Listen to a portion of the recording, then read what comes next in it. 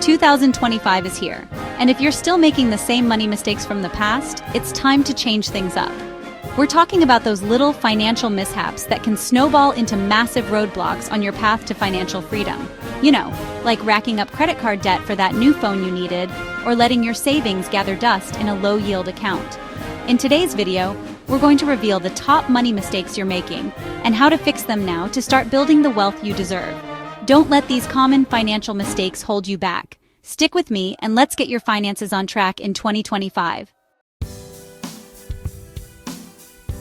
All right, let's talk about the elephant in the room, living beyond your means. This is probably the #1 money mistake I see people making, and it's a recipe for disaster. You're constantly swiping your credit card, buying things you don't need, maybe even trying to keep up with the Joneses. Trust me, I get it. We live in a world of instant gratification, where everyone is trying to show off their latest and greatest purchases. But here's the thing. True wealth isn't about flashy cars or designer clothes. It's about financial security, peace of mind, and having the freedom to pursue your passions without being chained to a mountain of debt. Think about it. When you're living paycheck to paycheck, you're stuck in a cycle of debt that can be incredibly difficult to break free from. You're essentially working to pay off yesterday's expenses, with little to no room for savings, investments, or even unexpected emergencies. It's time to break free from this vicious cycle and take control of your finances. The first step? Start tracking your expenses.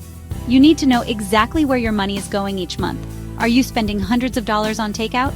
Do you really need that expensive gym membership you rarely use? Once you have a clear picture of your spending habits, you can identify areas where you can cut back and start saving. Remember, building wealth is a marathon, not a sprint. It's about making smart, sustainable choices that will benefit you in the long run. So ditch the keeping up with the Joneses mentality and start living within your means. Your future self will thank you. Okay, so you're not living paycheck to paycheck, you're paying your bills on time, and you even have a little bit of money left over at the end of the month. That's great. But here's the thing. If you're not saving or investing that extra cash, you're actually losing money. I know, it sounds counterintuitive, but hear me out. We live in a world with inflation, where the cost of goods and services tends to increase over time.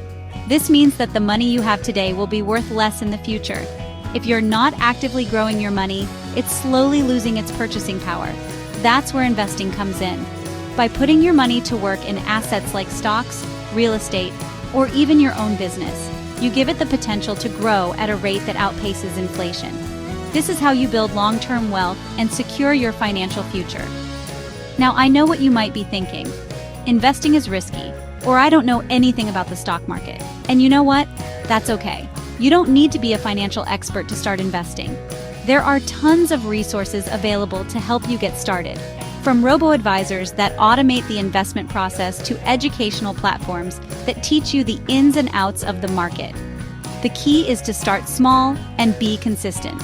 Even if you can only invest a small amount each month, the power of compound interest will work its magic over time. Trust me, the earlier you start investing, the better off you'll be in the long run. Let's talk about credit scores. It's not the most exciting topic, I know, but it's incredibly important. Your credit score is like your financial GPA. It's a 3-digit number that tells lenders how risky it is to lend you money. A higher credit score means you're considered less risky, which translates into lower interest rates on loans, better credit card offers, and even more favorable insurance premiums. On the other hand, a low credit score can really hold you back financially. It can make it harder to get approved for loans, rent an apartment, or even secure certain jobs. Think of it like this. Your credit score is a reflection of your financial responsibility. It tells lenders how likely you are to repay your debts on time and as agreed. So how do you build good credit? It's all about establishing good financial habits. Pay your bills on time every time. Keep your credit card balances low.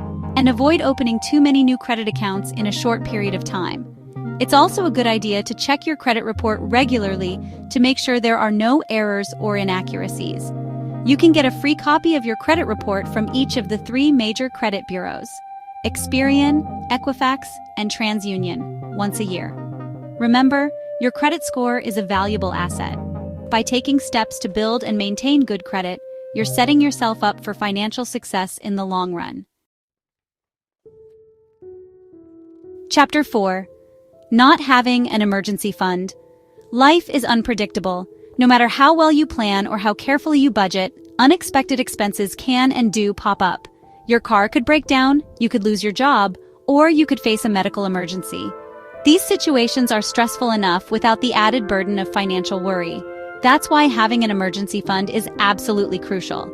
An emergency fund is a stash of cash that's specifically set aside to cover unexpected expenses, helping you avoid going into debt when life throws you a curveball. Think of it like your financial safety net. It's there to catch you when you fall, providing peace of mind and financial security. Ideally, your emergency fund should cover 3 to 6 months' worth of living expenses. This may seem like a lot, but it's important to have enough saved to cover your essential expenses for an extended period of time. Start by setting a realistic savings goal, even if it's just $50 or $100 a month. As you get used to saving, you can gradually increase your contributions. You can also explore ways to boost your savings, such as selling unwanted items, picking up a side hustle, or negotiating lower rates on your bills. Remember, building an emergency fund takes time and discipline, but it's one of the most important steps you can take to protect yourself financially.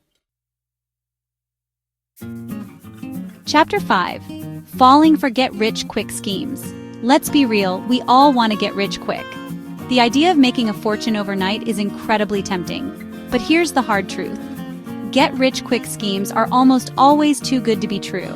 They prey on people's desire for easy money, promising unrealistic returns with little to no risk. The truth is, building wealth takes time, effort, and a solid understanding of financial principles. There's no magic formula or shortcut to financial success. Those who promise otherwise are usually trying to scam you out of your hard-earned money. So how can you avoid falling victim to these schemes? Be wary of any investment opportunity that promises extremely high returns with little to no risk. If it sounds too good to be true, it probably is.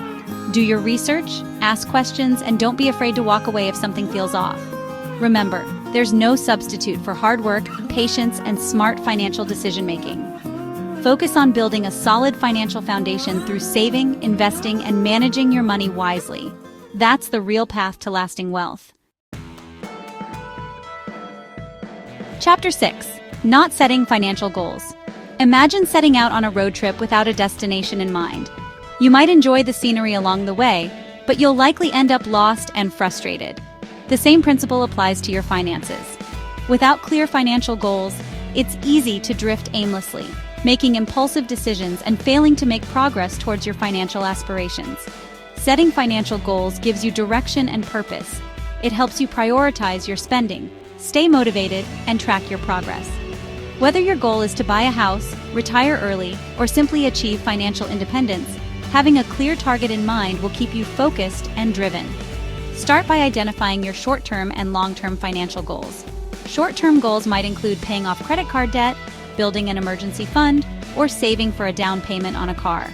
Long-term goals might include buying a house, retiring early, or leaving a legacy for your loved ones. Once you've identified your goals, break them down into smaller, more manageable steps. This will make them seem less daunting and more achievable. For example, if your goal is to save $10,000 for a down payment on a house, break it down into monthly or even weekly savings targets. Remember, your financial goals are personal to you. What matters most is that they align with your values, priorities, and aspirations. So take some time to reflect on what you want to achieve financially and start setting goals that will help you get there. Outro. Take control of your financial future. Those are the top money mistakes to stop making in 2025. Remember, the key to building wealth is not about how much you make, but about how much you keep and how wisely you use it. If you can avoid these mistakes and start taking control of your financial future, 2025 can be the year you finally achieve your wealth goals. If you found this video helpful, don't forget to hit like, subscribe, and leave a comment below. What's the first financial goal you're going to set for yourself this year? Let's make 2025 the year we take control of our money and build the future we deserve. Thanks for watching, and I'll see you in the next video.